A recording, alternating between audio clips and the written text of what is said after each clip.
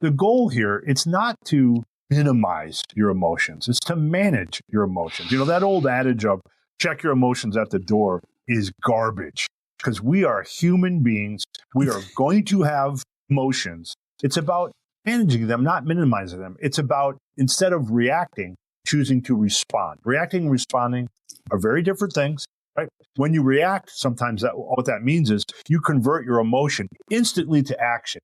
There is no filter. I am feeling frustrated. It is going to show up as frustrated instantly, right? I'm not asking you to not feel frustrated, Rocky, right? In that example, the point is to say, okay, I'm going to react internally, but I'm going to respond externally. Hey, it's Rocky. Welcome to Richer Soul. Today's guest is Scott Mautz, who's going to share how to be a mentally strong leader.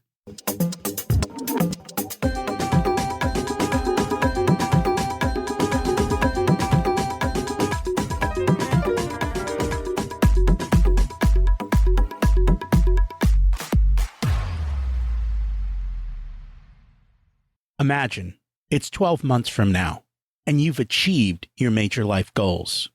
How does it feel to be in the best shape of your life? To wake up energized, excited about the day? To have great relationships and friends who support you and propel you forward? How does it feel to have an excess of money, to be able to make the choices you want? To be fearless and open to trying new adventures? Imagine being connected to the universe and it providing everything you desire. It's possible over time, and your past does not dictate your future. The only thing holding you back from this vision is you. It's time to take control of our thoughts and use them to our advantage. Welcome to Richer Soul, where we achieve our dreams and bring balance to health, wealth, relationships, time, and spirituality. If you have not had a chance to listen to episodes 1 through 9, I encourage you to go back and listen to the framework behind Richer Soul and how to create the life of your dreams. You can also find all the show notes for this episode at richersoul.com. Today, we're going to go deep on the inner work that will allow us to be a mentally strong leader. It doesn't matter who you are or what you do. This is really about self-leadership and the inner work that needs to be done to live that richer soul life. We'll share some common misperceptions and introduce you to some of the tools and techniques that can help you improve in this area. Scott Mautz is the founder and CEO of Profound Performance. He's a former Procter & Gamble executive who successfully ran 4 of the company's largest multi-billion-dollar businesses. He's also an author. His last book was Leading from the Middle, Find the Fire and Make It Matter. He currently serves on reserve at Indiana University's Kelley School of Business. Let's meet Scott and learn from him. Welcome to Richer Soul, Scott Mautz. It's great to have you join us today. Thanks for having me here. I hope to make all the souls that listen in today maybe just a little bit richer, Rocky. How about that? I love I'll that. see what I could do. I don't know why all my guests don't start with that. Maybe we're going to have to train them that's the way to get started. That's the way to do it right there. I'm excited to learn from you. We always like to start at the beginning. What was it like when you were growing up, and how much did your family and school teach you about money? Yeah, growing up, look, Rocky, it wasn't always easy for me growing up. I was a kid that had a lot of kind of physical challenges. I had scoliosis of the spine, and I walked really funny. And I find out later in life that I have, the hips of a 90-year-old as a 10-year-old, and, all things that had to be replaced and fixed and changed. And I have a neurological disorder when I was a kid. I still do today. And so, I learned a lot about just kind of building up resilience and fortitude in the face of setbacks, and learning to smile at life, and, just kind of take it all as it comes, because, it wasn't always easy for me as a kid. I had my fair share of bullies in my life, when I was a kid, that I had to work through. And, but my family kind of helped me all through that by helping me to just stay focused on who I am, my values, what I'm trying to accomplish in life. I remember my older brothers clearly telling me, look, these bozos who make fun of how you walk, they're not going to be around, 3 years from now, after you graduate. So just set them aside. And I remember that kind of being ingrained in me early. And, my first money lesson probably came to me when I started a company when I was still in high school, where we essentially not only would install swimming pools, but we would put it like the back end service. We would clean pools and clean the motors and take care of the pools. And I learned a tough lesson, Rocky, which this is going to be groundbreaking for you and your audience. Are you ready for my first money lesson? Yes. You're going to be blown away. It turns out, Rocky, you have to bring in more revenue than your costs if you want to be profitable.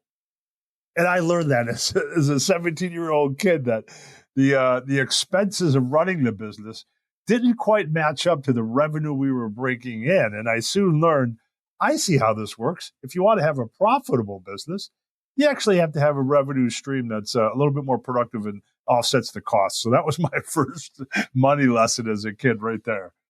So I asked you before the recording, have you heard of the book Profit First? You said no. I should have read it. See, had you read that as a kid, you would have known.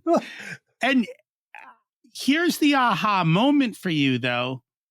That book was written because most business owners still haven't learned that lesson, or they don't know how to keep their costs below their revenue. Yeah, so that's right. I think that's why most businesses fail, is they don't understand that simplicity. And it's kind of funny. And for me, I started in the personal finance space. Yeah. And then I just assumed business owners understood business. And it turns out they're just like people, right? And they don't understand personal finance. How are they going to understand business finance? And they went into business to do what they loved, and so be it. So it's good that you learned the lesson early. Your family was entrepreneurial then? You know what? They weren't. I think it just was a spirit that was born in me. My mom was a corporate executive, and I spent, the first 30 years of my career in the corporate life before I returned once again to being an entrepreneur, being a keynote speaker and a workshopper and an author and a writer and a course teacher like I am now. So the entrepreneurial spirit returned to me. But I guess even when I was in corporate life, Rocky, I was an intrapreneur, always looking for ways to innovate within the context of a big existing structure. It's just always been a part of who I am. And that's not easy to do inside of a large corporation. It's not always appreciated. And people want you to fit in their box.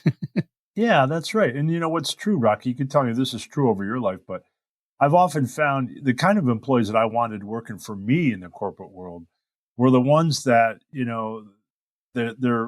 they recognize the structure. They recognize the benefits to process and structure, and they get all of that. But then some of their best thinking and the best ideas come from living outside of that structure. They have that spirit of, one of the key ways that we're going to be able to innovate and keep the company moving forward is to act as if we literally own the business, as if we were entrepreneurs. One of the biggest pieces of advice I used to give people that work for me, Rocky, was act as if this company that you work for was yours and you were down to your last 2 credit cards and you would max them out with lines of credit to keep the business going. I promise you'll spend money differently if you thought about it that way, and you'll be creative and innovative because you have to, because you want to save your own company and move it forward. And I've always found that to be a spirit very helpful. And I think depending on the corporate culture, too often it's, well, this is the way we've always done it, or this is the way we do it. I was always a corporate misfit because I was like, and I was blunt, I was like, well, that's pretty stupid. Why are we doing that when we could do it 10x better ways? And it's funny that I realized in most places they don't want change. People don't like change, do they? No, not even more so. It's not necessarily, Rocky, the the new state that they fear migrating to. It's the process of transitioning to that new state itself. Perfect example. If I said, somebody said, man, I want to make a change in my life. I want to lose 20 pounds. The thought of being 20 pounds lighter is not the problem. The problem is the transition to that new state. Who wants to do all the work that comes with that? If you want to lose 20 pounds, you got to stop eating the stuff you love. You got to work out 5 times a week. And so it's the transition to change, actually, Rocky, that most of us really, really hate. And I teach and write and keynote and workshop a lot in the space of change and change management, thriving in the face of change rather than, barely surviving. And I know that to be true. Most people really just can't stand the transition it takes to get to change. So how do you help them get over it? Oh, I could talk for, hours and hours and hours. In the book that we'll talk about shortly, the mentally strong leader, I have a section in there, called the 2 and 4 behaviors of change, which is simply this, it's change leaders. It's up to you to help your organization understand. Look, you can act as if change is happening to you or for you. And they create very different behaviors. 2 behaviors, Rocky, and I'm sure you've seen this in your own career, right? 2 behaviors look like, oh, change is happening to us. It's such a catastrophe. I'm going to be so exhausted when we're all done. Why does this keep happening? The change is not going to be for the better, right?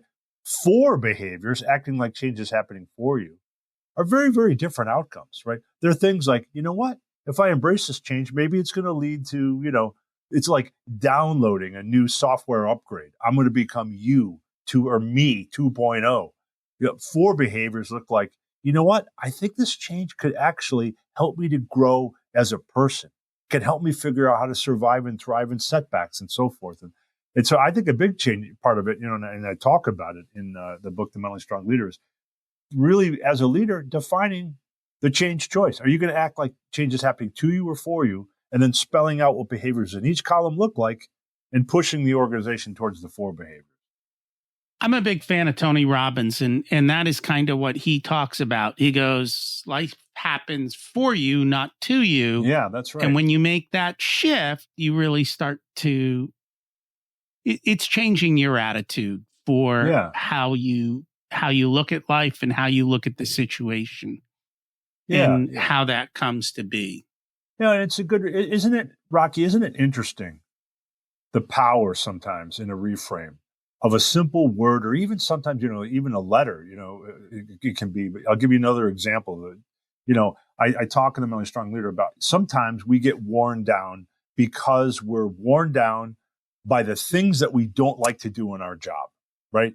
And we focus on those elements of the job that we don't have to do. And I'll give you the example where I'm going with this, The only thing I don't like about my job now as a keynoter, a writer, an author, a speaker, a course teacher is I don't love to travel anymore. It got old a long time ago. And so I'm in an airport and I'm waiting for a flight to take off and it gets delayed and everybody's being nasty to the gate attendant. And it's a 5-hour flight. I'm feeling down about my job and my role.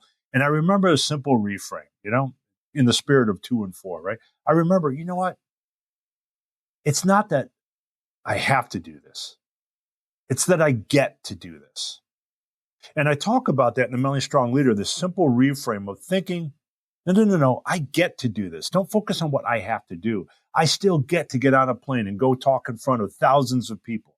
I get to teach courses. I get to write books. I get to do all these things. And sometimes, it comes with a cost. I have to get on a plane and I have to travel places, even though I don't like that. So it's those small reframes, don't think 2, think 4. Don't think, I have to, think I get to. It can make all the difference in the world. Would you agree with that, Rocky? Have you seen that? Those shifts sometimes happen? Yes. Small words can make a big difference. I used to coach soccer with kids and they're like, I don't know how to do that. And I'd say, yet. You know how to do that yet. And it opens the door to possibility. That's right. And so as I heard your story, though, I'm thinking, maybe you just need to tell them that you only fly private. Just send the company jet to come pick me up and I'll be there. Right. You'll save on travel cost. That's right. Private jet, or I'll do it live from my lovely studio here, which I can also do. That's the way to do it, Rocky. which do you prefer, right? That's right. Which do you prefer? Yeah, that's exactly right. That's exactly right. If the company's got a jet, maybe time it to when it's already going my way. I'm just saying, if you want to make a richer soul out of me, give me a private jet. That's what I'm talking about. Travel is not what it used to be, unfortunately. And yeah, you got to figure it out. And that's exactly right. You just keep telling yourself, hey, man, I get to, not I have to. It really works, Rocky. It really does. No, I understand. It a lot of it is framing. Yeah. So you had a corporate career, and then you decided to leave and do something different. What was that all about?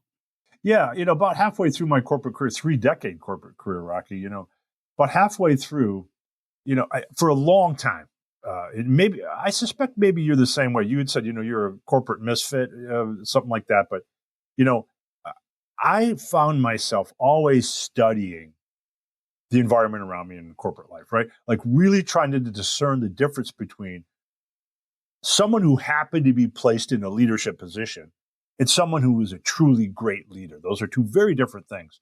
And I became a student of it, and I studied it over and over and over for many, many, many, many years, to the point where, and I began my journey of, learning about, mental strength in leaders, which we'll get to in a minute.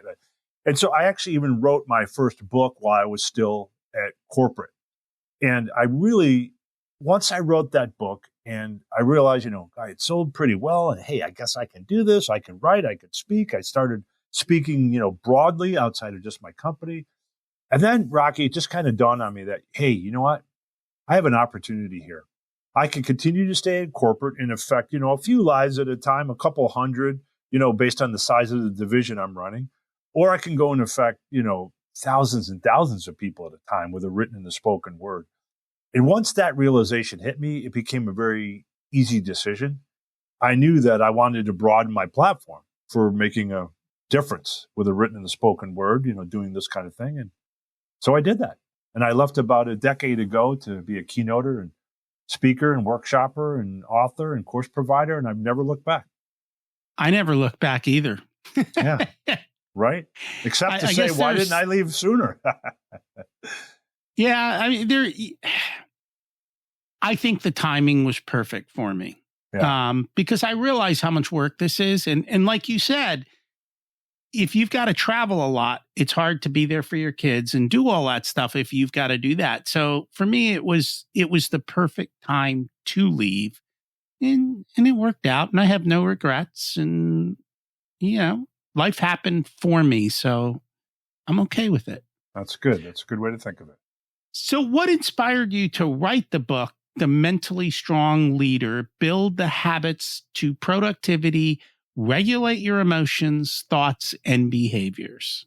Yeah, so I'll start with a definition of what it is, and then I'll tell you a very specific story, Rocky, that led me to believe, like, man, this is a book I have to write. So I'll start with I'll start with the definition. Mental strength is simply the ability to regulate productively your emotions, your thoughts, and your behaviors, even in adversity. And frankly, especially in adversity. As I shorthanded, it's how we manage internally so that we can lead better externally at both work and life. And I think you probably know this, Rocky, and your listeners know that. You know that intuitively, that if you want to succeed at anything, you have to be able to self-regulate. You can't just say whatever you think. You can't just let every emotion translate directly into action. You can't just behave however you want. We know that. We know we have to self-regulate. But second exclusive for you today on your podcast. You ready for this? Yes. Doing that is really hard. It's really, really hard to self-regulate. And now let me get to answer your question a little bit more directly. With that said, mental strength exists of 6 core mental muscles, if you will. I equate them to physical muscles. There's 6 core mental muscles that equal mental strength: confidence, boldness, decision-making, goal focus, the ability to stay positive-minded in your messaging, and fortitude or resilience, right? All of these require self-regulation.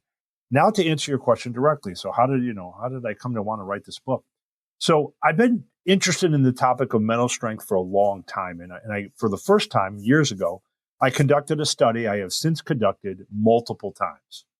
I asked 3,000 executives one question. Thinking of the highest achieving organizations you've ever been a part of that achieved the most, that overcame the most obstacles. Thinking of that, what were the attributes of the key leader at that time? And Rocky, the first time I did the study, and every time since, between 90 to 91% of respondents described the same exact profile of a leader. They described the 6 mental muscles I was talking about. They described a leader that had incredible fortitude. They were bold, very decisive, made high quality decisions. They had just incredible confidence about them. They stayed focused on their goals and positive, even in the face of negativity.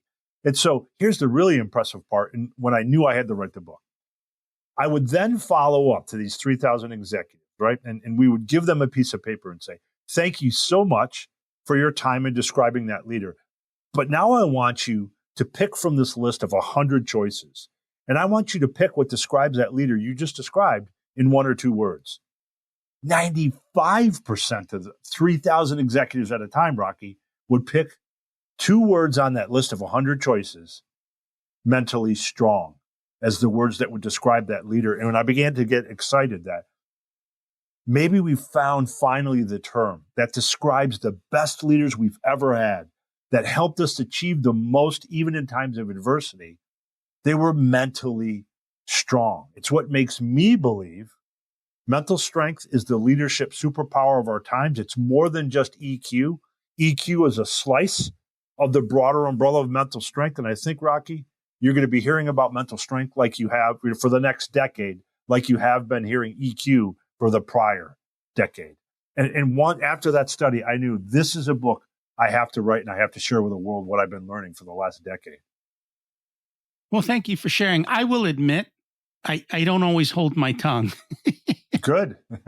I'm not good at regulating that that part of it, you know. I just kind of like deal with it, right? You know, that was part of growing up. I think when I grew up, you know, that's back then. People said what they meant. Nowadays we do it differently, and I'm not saying it's right or wrong. It just kind of is. Well, you know, Rocky, you know, depending on, let me know if you want to offer this now or if you wanted to go to a different place. I can offer you. Go ahead. Okay, I can offer you a specific tool to help because, Rocky, first of all, you're not alone. I teach this stuff and I still have to really deal with navigating negative emotions in the moment and, you know, not necessarily holding your tongue per se, but controlling those emotions to have a more productive output than just losing your cool. So in the mentally strong leader, you know, within the messaging mental muscle that I talk about, you know, messaging again is the ability to stay positive, even in the face of negativity, have control and an integrity to your intent so that the message you send to the troops is a positive one. If you're always losing your cool in front of everybody, that does not send a good message. So I have a tool in the mentally strong leader called the redirect rhythm, and I'm going to teach it to you in just a few easy steps. And it really works, Rocky. I've been teaching it for years. It's a great way to navigate negative emotions in the moment. A couple of simple steps. The first, let's say you and I are having a discussion, Rocky, and you're really getting frustrated with me because, let's say I'm not listening, right? And you could really feel it building inside, right? The first thing you do, and you intuitively already understand this step, but I'm going to explain to you why it's so important. The first thing you do is you take a breath, right? Literally just. Now, most of us know that, right? Here's what it does. When you do that, it creates space. It creates distance from the intensity of the emotion that you're feeling. It breaks the gravitational pull of that emotion that's bringing you somewhere that you don't want to be. And in that same moment, triggered all by taking the breath, you go right to the next step, which is you name the emotion that you're feeling. You literally ask yourself, what am I feeling right now? In your case, Rocky, in our example, you might say to yourself, okay, you take a deep breath. Okay, I got to pull myself away from this unhelpful gravitational pull that's taking me someplace I don't want to be. What am I feeling right now? All right, I'm feeling frustrated with Scott because I don't feel like he's listening to me. So now that you've named the emotion, psychology proves this to be true. Once you can name what you're feeling, it begins to become an entity, Rocky, outside of you. Doesn't define you. It doesn't mean you are that thing. It's this thing that you are feeling. I am feeling frustrated. And it begins to lose its hold over you as a result, because you've now distanced it from within. It is now external to you. I am feeling this thing called frustrated. Then you go to the last steps, and they're very interconnected. This is where you reassess and redirect. You say, okay, so what's really happening here is I'm about to lose my cool because I don't think Scott's listening. I don't think it's going to be productive, though. So I need to redirect. And instead, after my deep breath, I'm going to ask him, Scott, I need you to listen better. I'm going to repeat. I'm going to really ask you to pay attention to what I'm saying this time. Cognitive behavioral therapists call this the 3 C's, right? If you prefer that, which is catch it, check it, change it.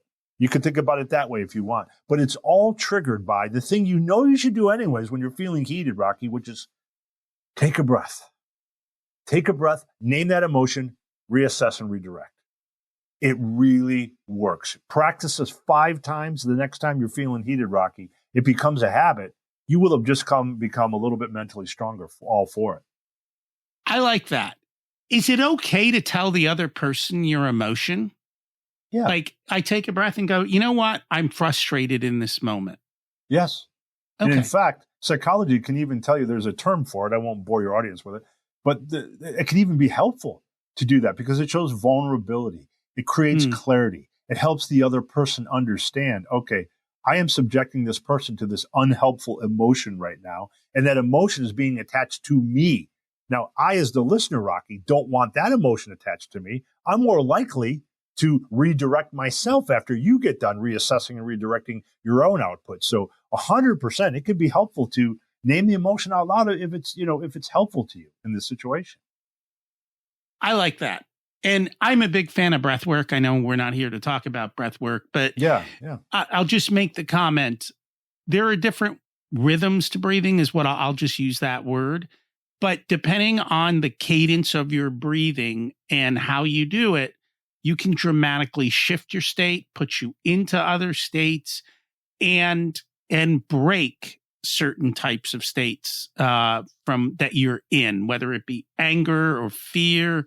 And you can also bring calmness, and you can also release things by using different cadences of breath. And it's quite interesting. And I do it not in that moment. I do it more just as part of daily meditation and all of that. But there is dramatic science behind it. Our breath can control our emotions in a sense. Yeah, and it's a really helpful aid, right, Rocky? Because the goal here, it's not to minimize your emotions. It's to manage your emotions. That old adage of check your emotions at the door is garbage because we are human beings. We are going to have emotions. It's about managing them, not minimizing them. It's about, instead of reacting, choosing to respond. Reacting and responding are very different things, right? When you react, sometimes what that means is you convert your emotion instantly to action. There is no filter. I am feeling frustrated. It is going to show up as frustrated instantly, right? I'm not asking you to not feel frustrated, Rocky, right? In that example, the point is to say, okay, I'm going to react internally, but I'm going to respond externally.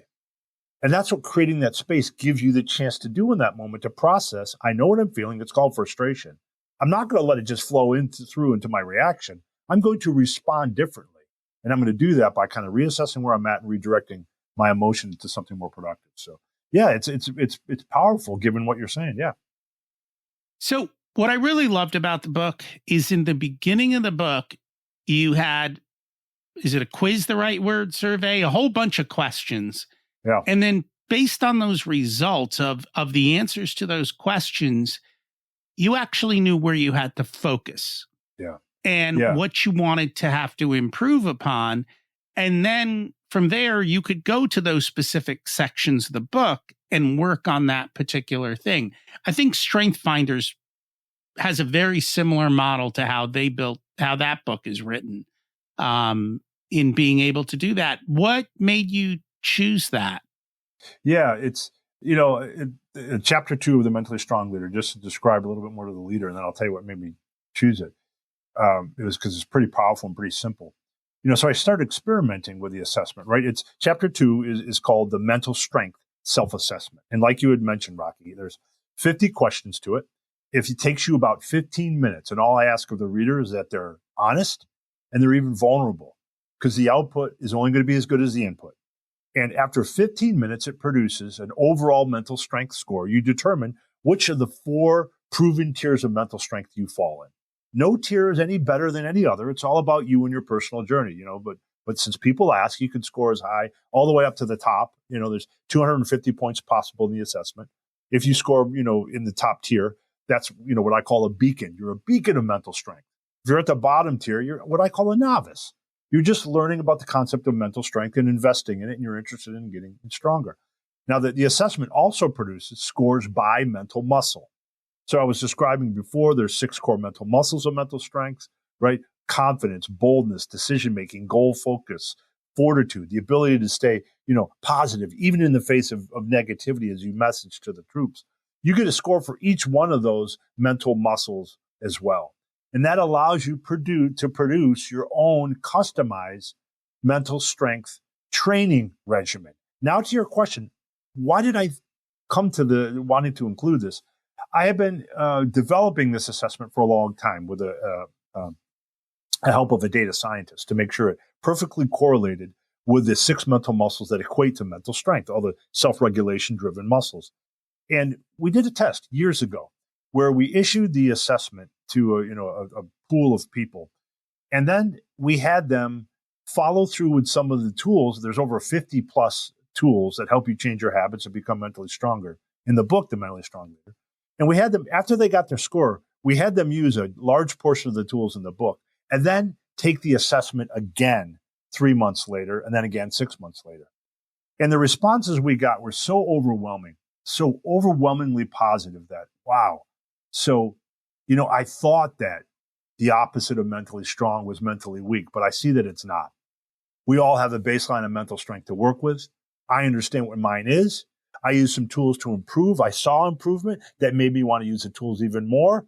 And so then I took it again and so on and so on. So I learned early on, Rocky, that the assessment is a powerful way to not only establish your baseline of mental strength, but it's also a great tool to keep measuring it going forward, and became an absolute must at that point to include in the book, The Mentally Strong Leader.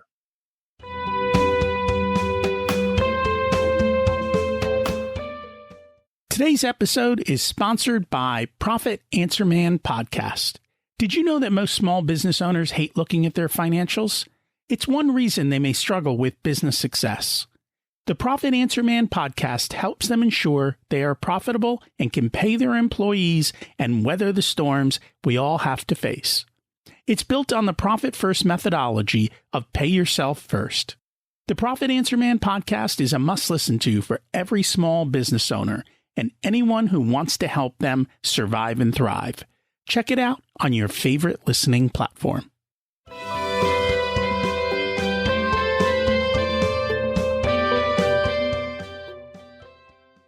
And that makes sense, because now you can look at your progress and see how you're doing and whether you're making some changes and so forth. So there was an interesting point in the book, and I think it's timely as the Olympics are finishing up.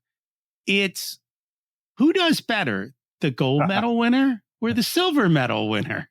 Yeah, now it might not be what you expect, and I often like, when I'm giving a workshop on this, I like to ask people, and let's play this through with you, Rocky. Let's just have fun with it. And I know you read the book, so you know what's coming here, but let's have some fun with it. Pretend you hadn't read the book, The Mentally Strong Leader, yet. And I was going to ask you, timely with the Olympics, so if you had a choice, if you were an Olympic medal athlete and you had a choice, and I gave you a choice, Rocky, would you rather be known as a gold medal winner or a silver medal winner? Your answer would probably, of course, be what? The gold medal winner. Like 100% of people that I ask, but not so fast. A really interesting study from the University of Virginia showed something that might really surprise you. In a study of over 654 track and field athletes from all around the world, both men and women across a variety of sports, a variety of countries, they did a study that took over 50 years to complete, because they were studying the lives and the progression of both silver medal winners out of that group and gold medal winners. And they found it, hold on to your hats for this one, they found that the silver medal winners ultimately ended up being more successful in life. They had better jobs, they made more money, and they even tended to live longer than gold medal winning athletes. And the study concluded that it's these kinds of setbacks that you can face in life. And believe me, if you've ever known an Olympic athlete or you interview them, and I have, I can tell you, they go to the games with a mindset of they're there to win the gold. Otherwise, they wouldn't be there. Anything that gets in their way of winning the gold is viewed as a setback. And so anyone who doesn't win the gold has experienced some pretty severe setbacks in their life. They trained for 4 years for something they didn't fully achieve. It's these setbacks that happen. And by the way, you and I, Rocky, we have a chance for these setbacks to happen to us every day, not just once every 4 years. The better we get at processing those setbacks, the greater result it has on our ultimate success in life. And that's what the study showed. So when I was reading it, I laughed because I picked silver. And I'll tell you why. A long time ago, I read about people who excelled in sports. And so they looked at high school kids going into college and then pro, if they made pro. And the question was, who does better? The kid who's in high school who gets the A player recommendations, or the kid in high school who gets the B and C player recommendations? And it turned out it was the B and C player kids who actually exceeded and did better.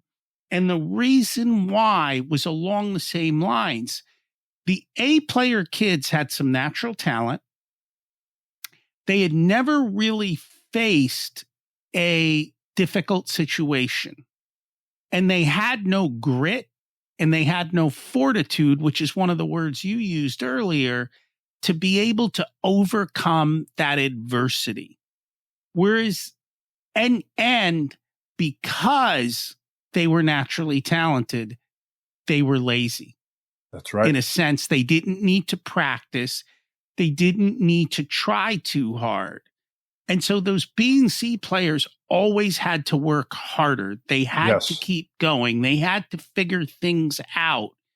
And because of it, they turned out to have grit and fortitude. And so when the A player hit the wall, they crumbled. Yes. When the B and C player hit the wall, they go, yeah, okay, next. And, been there. And they done that. been there, done that, and back again. And I even heard about this in other ways. They looked at, I think it was kids who played soccer. Yeah.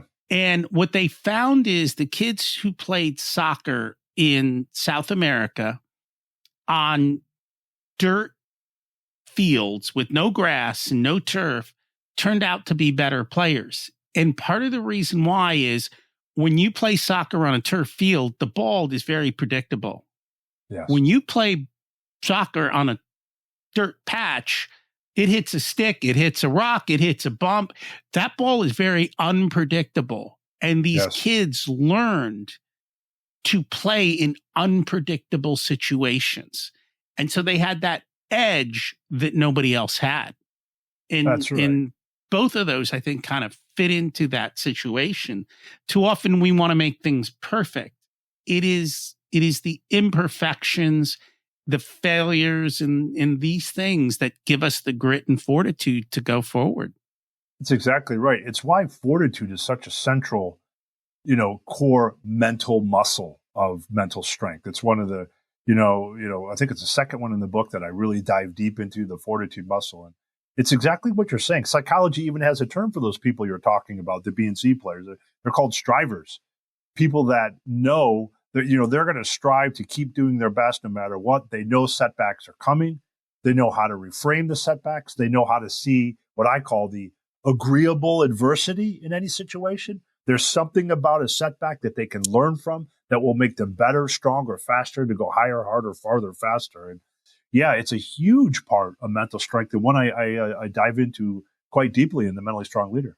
The other thing that popped up was the concept of handling criticism. Oh, yeah. Because I don't think we're never taught this, are we? Your brother taught you that, right? Yeah. But As a because kid. you were forced to. Yeah, that's right. Because 100%. Yeah. You were forced to, but normally we aren't taught how to do that.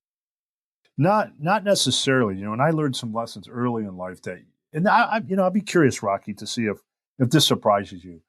One of the most important lessons I learned, and I talk about it a lot in the Mentally Strong Leader, about the ability to, it makes sense. You have to be able to process to criticism if you want to remain confident and be mentally strong. But one of the most important things you can do is, Rocky, first you have to decide who gets to criticize you. Not all criticizers are created equal, So as an example, I don't know, your boss probably, they probably get a vote. Your partner in life, for sure. Your kids, well, sure. Some key coworkers, yes, they can criticize you, but Bob in accounting, or the guy who just doesn't like you, or your nosy next door neighbor, no, they don't get a vote. It's a lot like Brené Brown often says, if you aren't in the arena, man, I'm not here to listen to a word that you say. So you have to start by really discerning who gets to criticize you to begin with, to determine whether or not they make the cut, right? Does that make sense to you, Rocky? Is that surprising to you at all that I would suggest that?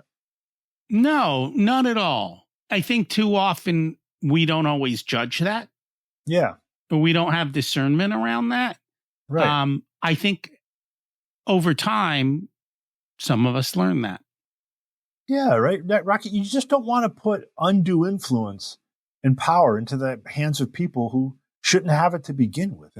And by no means, Rocky, am I saying, at all that, assume right now that no one has the right to criticize you. That is the opposite of what I'm talking about, right? That would be ridiculous. You would never grow. You would never take feedback. You'd be a jerk. I'm just talking about being more discerning because, perfect example, I've told my own daughter before, look, when you're on social media, these people that don't know you, that, by the way, are posting all their highlight reels, and you're comparing them to your blooper reels, like, they don't count. They don't matter. They don't get a say in who you are and what you become and what you are becoming. They don't know you. They don't count. There are clear ways you can discern in your life who makes the cut, who doesn't. That's really my point. And the first step to be able, to handle criticism. I've never studied this, but I'm betting boo-boo reels have much more engagement than highlight reels. Sure, I'm just guessing that. I have proof for you. Go tune into the evening news next time, the national evening news. Remember that? Dinosaur of a thing that used to exist. It still exists. Guess what they have? They don't have feel-good stories on there, man. They have national and global boo-boo stories. Why? Because that's what we tune into. That's what gets the clicks. So, yeah, I think you're probably right on that front. So, out of all of these different areas that you talk about in the book, are there some that are more difficult to, I don't know if overcome's the right word, but are there some of them that are more difficult to incorporate into life than others? Or does it just depend on the person and their particular situation? Yeah, it's much more so the latter, Rocky. What I thought you were going to ask is there one mental muscle out of those 6 that people disproportionately end up, after they take the assessment, saying, wow, I guess I need to work on this muscle more than I thought I needed to work on the muscle. And, while none of them are harder than any other to implement, it all depends on where you are in your journey. What I can say is, the confidence muscle is one that tends to come up the most often for people that most often have to work on. That's probably not a surprise to you. And it also depends on the extent to which it's already developed in you. And to make the case here, let me draw a parallel for a second between mental muscles and physical muscles, right? So let's say, Rocky, that you were a bodybuilder and you're huge and you're cut, you're jacked, right? If you just stop going to the gym, guess what's going to happen? Those muscles are going to turn flabby, right? They're going to deteriorate, and you're not going to maintain that. Same thing with your mental muscles. If you don't strengthen them over time and keep going back to the gym, in this case, I like to think of the gym as the book, The Mentally Strong Leader, with all the exercises in it. If you don't keep going back and exercising those muscles, you're going to lose that mental strength, just like you can lose physical strength. So to your question of, well, are any of them harder to implement than others? You don't know that until you know where you stand on each muscle. When you take that assessment, you could see, that's interesting. I'm more bold than I thought I was naturally. So maybe I don't have to do as much work here. Maybe that one's not as hard to implement. Now, what surprises me is how low my confidence level is. I know that's going to be difficult because that's tough for me. I'm going to really need to work on that. So the extent to which any one is more difficult than any other one all depends on how developed that mental muscle is for you and where you want to take that muscle. And that kind of makes sense because the inner critic we all have knocks into that whole space. But, I just had this cynical thought and I thought it was hilarious. It's like, if I knew people who read the book, I'd be like, Scott, just because you know this, I need to take a moment to criticize you so that you can get a workout in. I say, bring it on, right? I better live it if I teach it, and I do know it works though. So yeah, bring it on. At the end of the day, and as I look through this is all inner work. Yeah. It's work that we all have to do on the inside.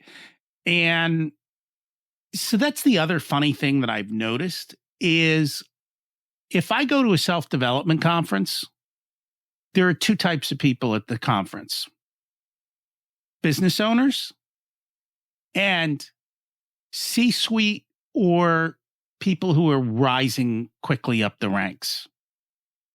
I find the average employee is not there doing the inner work or trying to. And even when, like, I've been to Tony Robbins, there's 15,000 people in the room. Some of the companies that show up bring 500 people. And I find 480 of them don't listen. I don't know if you've noticed that. And because you're doing keynotes, how do you deal with that in the sense that I'm assuming, Corporation X brings you in to talk to their people, and yet the people aren't necessarily listening? Well, two things to that, two pieces to that. Excellent point, Rocky, and excellent question. First of all, to the universe of self-helpers that are interested in the concept but just don't want to put in the work.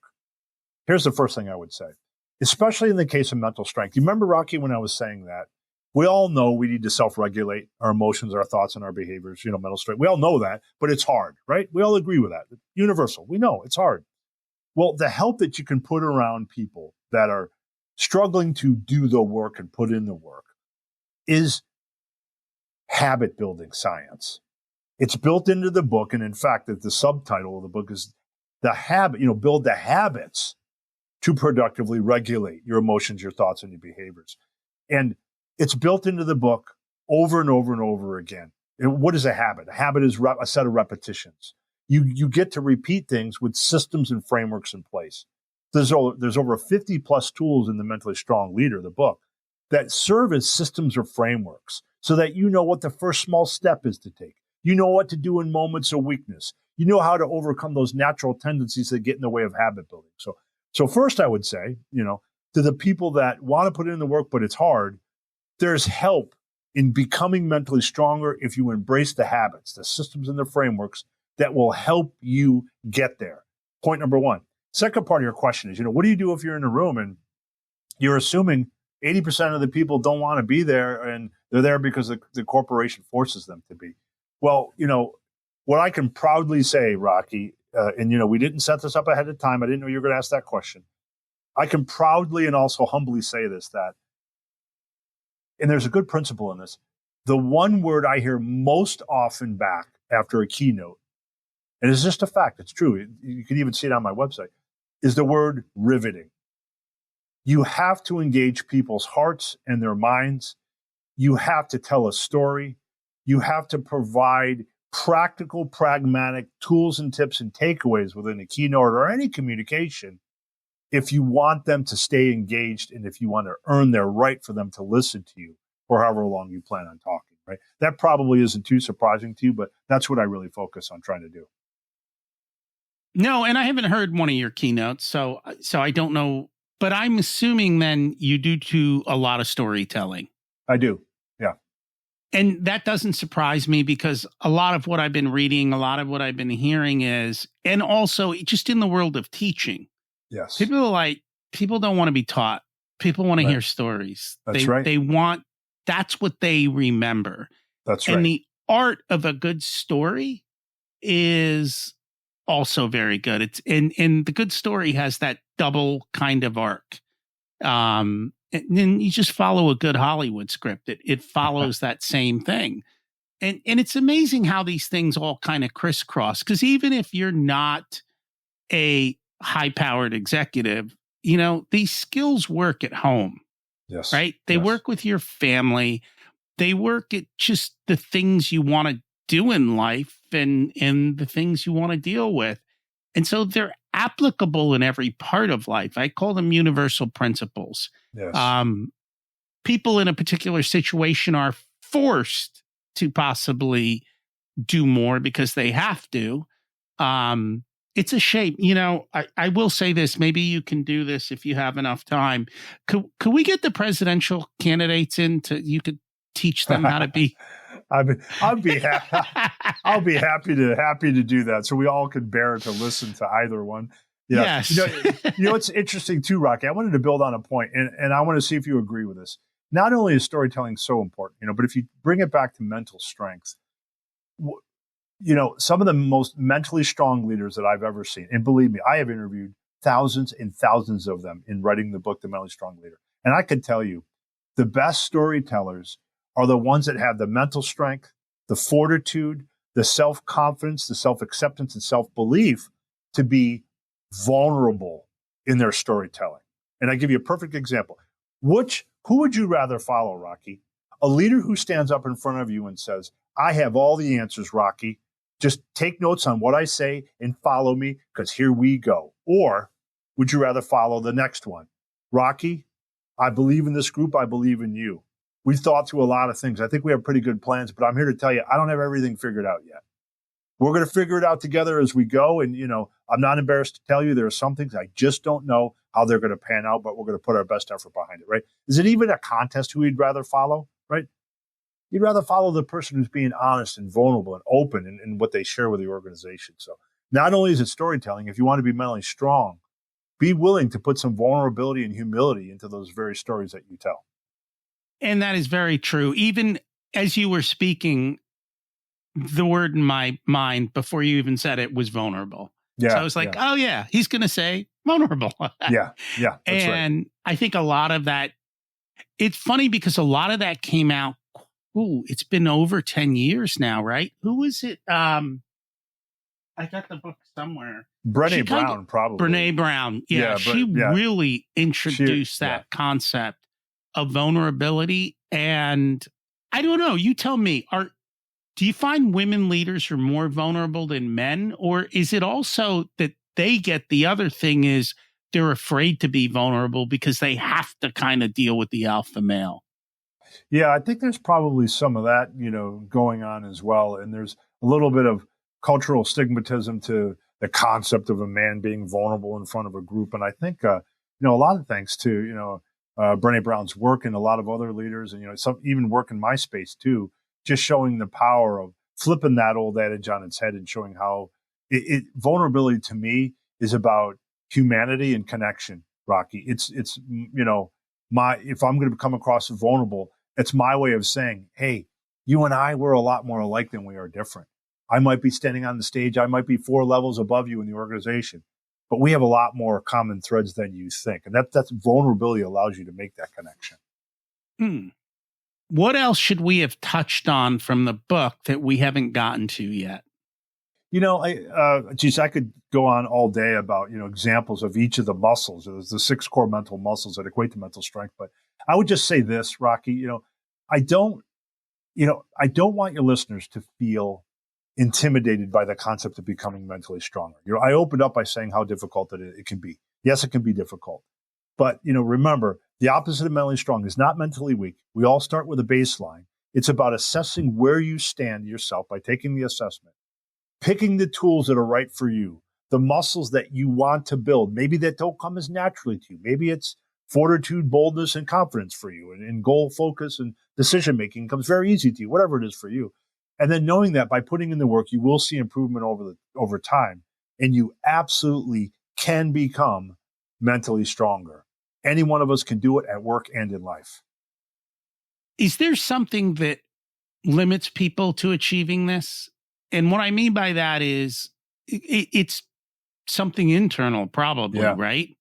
I think so. And it's this, Rocky. We forget sometimes that, hey, geez, I don't know if I'm confident enough to become truly mentally stronger. And we forget this, Rocky. We get the definition of confidence wrong. Confidence is not the absence of doubt. It is not. Confidence is the ability to manage your relationship with doubt, because we all have a relationship. Even the most confident people I interviewed for the book, The Mentally Strong Leader, wouldn't tell you that doubt was never there. It's ever present in some form, often quite, ways in the background. But managing that relationship with doubt allows you to understand, I may have some doubts about my ability to become mentally strong. I may be feeling mentally strong one day and riddled with self-doubt, or I don't have fortitude, or I can't stay focused on my goals. And I begin to doubt my ability to get better at this. And that's okay. It's natural. It's human. It happens to all of us. Just remember that you too can become mentally stronger. I'm working on being comfortable when I'm uncomfortable. Yeah, I like that. I like that. You just got to let it sit in the backdrop, right? It really isn't easy. In fact, it's part, I talk in the book, The Mentally Strong Leader, about, one element of confidence. The opposite of self-accepting is imposter syndrome. And a big element of overcoming imposter syndrome, the feeling that people are going to find you as a fraud, that you got what you got by mistake and through other people. Part of overcoming that is what you're talking about, Rocky. Just being okay with letting it sit in the backdrop, be okay with, what we'll say are imposter feelings, but not being okay with imposter thoughts. You can be okay with feeling like, yeah, I have doubt if I'm really going to deserve this promotion, if I'm really going to excel in it. That's natural. Let it sit there. Let it work for you. But don't let imposter thoughts creep in, where specific thoughts like, I can't do this job. Let it sit in the background so you can focus on how you're going to do the job, not if you can do the job. So yeah, I couldn't agree with you more. Being comfortable with being uncomfortable is a key part of self-acceptance, confidence, and overall mental strength. I'm working on it little by little. Yeah, it's okay. It takes time for all of us, man, right?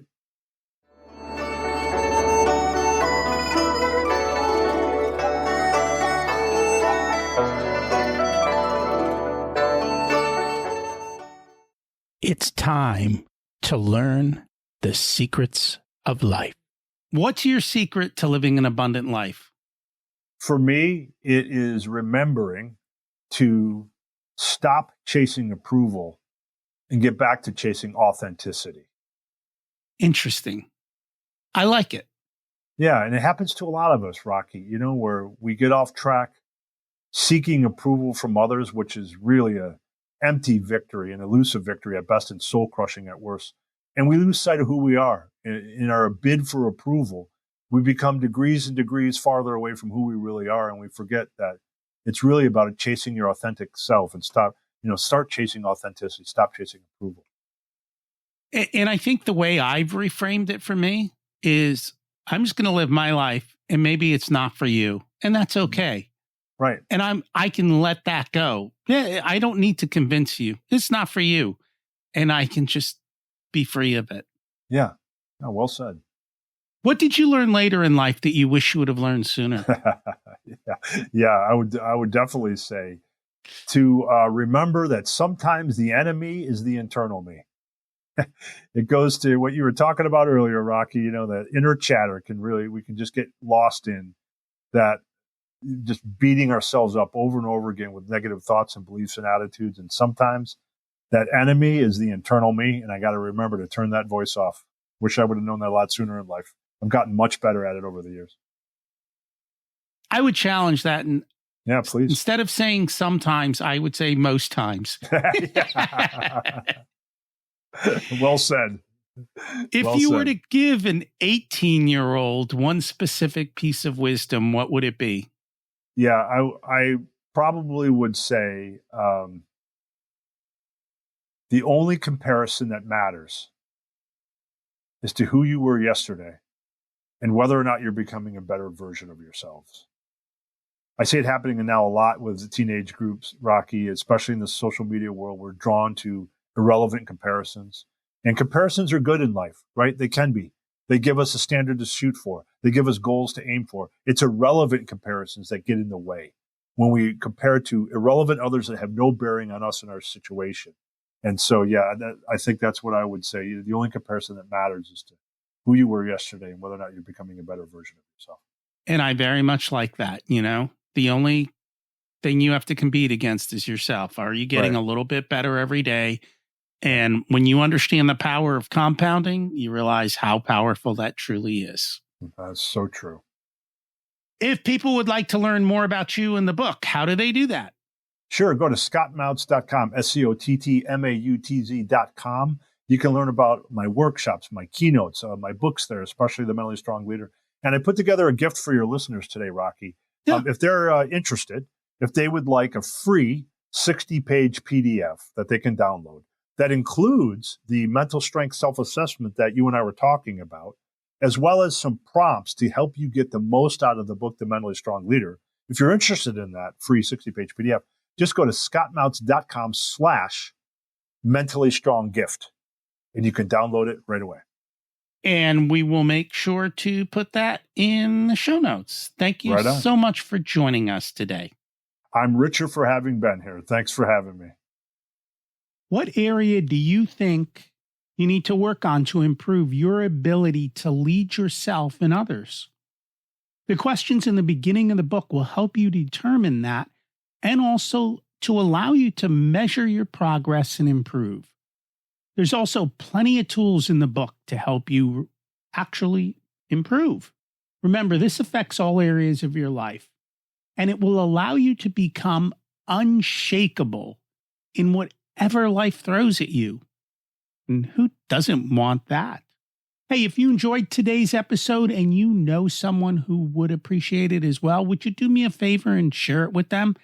I would appreciate that. Next week, we're going to talk about Start Thinking Rich. Brad Klontz is back to join us again with his co-author, Adrian Brambilla. I know you're going to love that. Thanks for listening. Have an abundant week.